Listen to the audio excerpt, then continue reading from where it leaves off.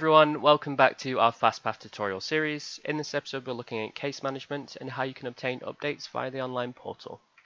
So when you log in, you'll be met with the home page. You'll find information about your recent cases here and also information about our servicing levels here.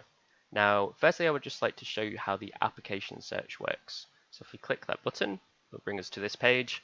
And this allows you to pull information on cases that are no longer considered recent. So a good example of this is if you wanted to run through some completed cases, you could change this to completed and it would bring through all your completed cases. Obviously, if you have the case ID or the applicant's surname, postcode, etc., you could also use that to find a specific historical case.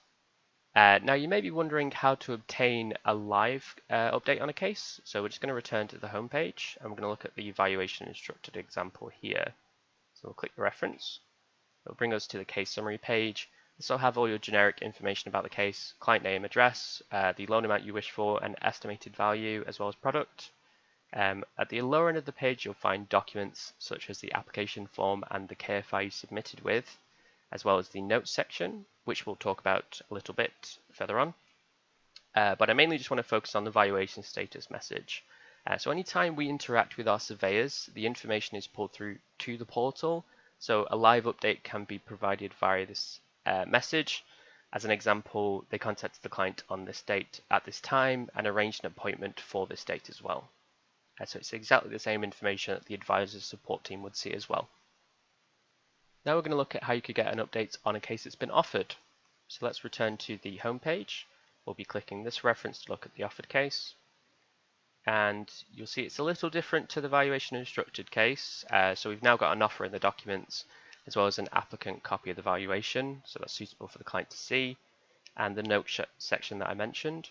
Now you can see I submitted a note already. I basically said the client is due a birthday, quite a common occurrence, we have one every year, and please reoffer as appropriate. So the case owners would see that, it would pull through to their system. So if you wanted to submit a note, all you'd have to do is click add note. It would bring you to this page. We'd need a subject of the note, a message, and you can also highlight it as important. And only your most recent note would show here, but every note that you submitted is saved on the case. So the case owners will be able to refer back to multiple notes if it's quite a long one or an ongoing discussion. Any offer conditions that we have associated with the offer are also posted here, and information about the valuation is still live here. So if you were to have a re-inspection, for example, information about that, the date that it's arranged for would pull through here as well. So let's just round up what we've discussed. So you're able to look at historical cases via application search. If you're wanting to obtain information about the valuation that's been arranged, you can always check on the valuation status area of the case summary, and anything that's been offered also has a case summary page as well. I would advise advisors to use the note function and be sure to check the note section of their cases. Case owners regularly do reviews and they often do make those reviews public. So if we need anything, it is often shown on the notes section if we try to contact you, for example.